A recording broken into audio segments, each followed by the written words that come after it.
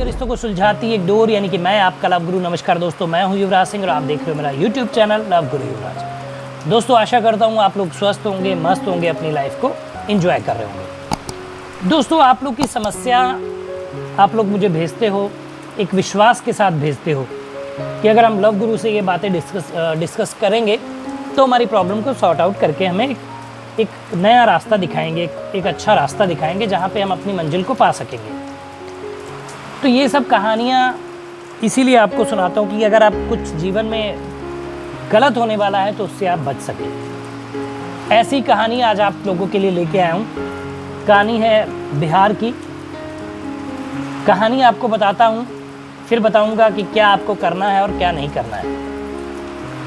गोविंद नाम का आदमी एक, जो कि एक रक्सौल पड़ता है जगह बिहार में, जहाँ पे वो कार्यरत है बैंक में वो काम करते हैं, जॉब करते हैं। उसी दौरान संगीता नाम की महिला का बैंक में आना होता है, जो बैंक में आती हैं और उनकी इस कर्मचारी से, जिसका नाम गोविंद है, इनसे नज़रें मिलती हैं।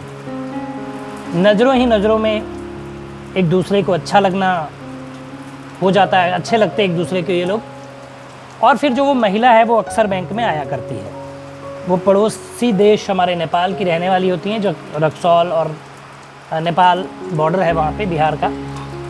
तो वहाँ वो बैंक में कुछ कार्य उनको रहता है, आना जाना उनका लगा रहता है। तो ये भी सेम वही लड़कों वाला पैटर्न अपनाती हैं। जैसे कि किसी लड़के को कोई लड़की पसंद आ जाए तो वो अक्सर वहाँ के चक्कर लगाता है, आता जाता है कि वो दिख जाए या वो मिल जाए। तो इनका भी यही रवैया रहता है कि ये भी जो है उस गोविंद नाम के व्यक्ति को देखना चाहती हैं, उनसे मिलना चाहती हैं, बात करना चाहती हैं, और इनके साथ वो मुलाकातें उनकी बढ़ने लग जाती हैं। ये बात समझते गोविंद को भी टाइम नहीं लगता है कि कुछ मामला गड़बड़ है, और गोविंद भी हालांकि इंटरेस्ट इस चीज़ में दिखा ही रहे थे, तो गोविंद भी इनसे मिलना जुलना शुरू कर देते हैं। अच्छा, जब इनका मिलना जुलना होता है तो ये लोग साथ रहना शुरू कर देते हैं, और वहीं मंदिर में ये लोग शादी भी कर लेते हैं। ये दोनों शादी कर लेते हैं, और यहाँ पे गोविंद को ये नहीं पता था कि इसके बच्चे हैं और इसका पति है, लेकिन दोनों का प्यार हुआ और रहने लगे। और उधर जो ये संगीता है, ये अपने बीमार पति को छोड़ के आती हैं। इनके बच्चे हैं 2, जिनको ये वहीं छोड़ देती हैं नेपाल में ही, और दोबारा वहाँ जाती नहीं है और गोविंद के साथ रहने लग जाती हैं। अब समय बीतता गया, गोविंद के साथ इनका रहना एक पत्नी की तरह, एक शादी इन्होंने मंदिर में की थी, तो जाहिर सी बात है पत्नी की तरह रहेंगी, पत्नी की तरह रहने लग जाती हैं। और धीरे धीरे टाइम बीतता चला जाता है और 1 साल का समय व्यतीत हो जाता है। अब 1 साल बाद क्या होता है कि गोविंद की जॉब का ट्रांसफ़र हो जाता है, नौकरी का ट्रांसफ़र हो जाता है, ये कहीं और ट्रांसफ़र चले जाते हैं। और जब ये जाते हैं तो उसके बाद इनसे मिलना ही बंद कर देते हैं।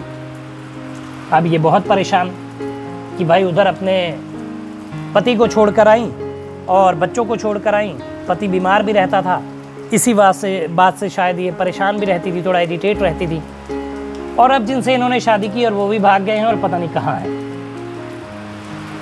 पहले तो ये हुआ कि चलिए भाई थोड़े दिन तो आएंगे, गए होंगे तो वहाँ शिफ्ट हुए हैं, आते जाते रहेंगे। फिर उनका आना बिल्कुल बंद हो गया। तो ये परेशान होती हैं, खोज खबर निकालती हैं, और फिर ये जाती हैं इनके गांव, जहाँ पे इनकी पहले से गोविंद की शादी थी, दरभंगा। ये भी बिहार का एक जगह है। दरभंगा जाती हैं, पता करती है तो पता चलता है कि 2 बच्चे हैं, और ये पहले से गोविंद जी शादीशुदा है। अब इनको काटो तो खून नहीं वाली दशा हो जाती है। लेकिन हुआ ये कि बताइए, जिन्होंने पहले अपने पति को छोड़ के आई, 2 बच्चों को छोड़ के आई, और उसकी शादी हुई भी तो एक ऐसे पुरुष से जो पहले से शादीशुदा है और उसके 2 ऑलरेडी बच्चे हैं। अब परेशानी का सामना इनको करना पड़ गया, और इनको समझ में नहीं आ रहा था क्या करें। फिर ये इनकी पुरानी पत्नी से मिलती हैं, जो इन्होंने पहले भी लव मैरिज की थी। मैं बता दूं, ना जाने एक आदमी को कितनी बार प्यार होता है, समझ नहीं आता है। तो उन पत्नी से मिलती हैं, और दोनों जो हैं इनके खिलाफ़ कार्रवाई करती हैं थाने में, अपने पति गोविंद के खिलाफ़। हालांकि वो पुरानी पत्नी थी तो वहाँ इनका आना जाना था भी। तो पुलिस इस मामले को पूरा संज्ञान लेती है, और इस पर जो भी कार्रवाई है, जो भी जांच है, जो भी इन्वेस्टिगेशन है वो करती है। तो कहानी आप तक बताए जाने तक इतना ही सिलसिला था इन लोग का। तो अब ये घसीटे जाएंगे, फजीहत होगी 2-2 बीवियों के चक्कर में। ये रहा। तो यहाँ पे अगर मैं गलती बताऊँ तो सरासर गोविंद की गलती है, जो गोविंद नाम का पुरुष है इसकी गलती है कि भाई अगर आपने पहले लव मैरिज की है और आपकी बीवी है और आपके बच्चे, तो आपको दूसरी जगह बात करनी नहीं चाहिए, दूसरी जगह मुंह मारना नहीं चाहिए। ये सारी चीज़ें इन्होंने की। इधर जो इनकी पत्नी वहाँ से आई थी नेपाल वाली संगीता, पुरानी पत्नी का नाम प्रेरणा, जैसा मैंने आपको बताया, जो संगीता थी। अब ये भी बताइए, अपने पति को, बीमार पति को छोड़कर आ गई। इनको अपने पति की केयर करनी चाहिए थी। एक सावित्री थी जिनका नाम आपने, जिनकी कहानियाँ सुनी थी कि वो अपने पति के प्राण वापस ले आई थी यमराज से, और एक ये पत्नी है जो अपने बीमार पति को छोड़कर चली गई। इनका फ़र्ज बनता था कि अपने पति की देखभाल करती, उनको हेल्थ सही होने तक उनका साथ देती, साथ रहती, अच्छे से अपने बच्चों की केयर करती। बच्चों का भविष्य भी खतरे में, पति की तबीयत भी खराब, और ये भाग गई। कितनी बुरी बात है। और अगर यही चीज़ वो पुरुष करता, इनको छोड़ देता, ये बीमार होती उनकी पत्नी, तो इनको कैसा लगता है। ये सारी चीज़ें आपको सोचनी चाहिए, इंसान को सोचनी चाहिए।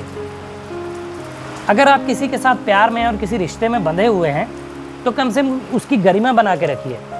प्यार का ये नाम नहीं है, प्यार का नाम समर्पण है, ठीक है, बलिदान है। लेकिन यहाँ पे प्यार को लोग खिलौना बना लेते हैं। तो प्यार में ऐसी चीज़ें ना करें। अगर आप किसी से प्यार करते हैं तो उनका साथ निभाएं।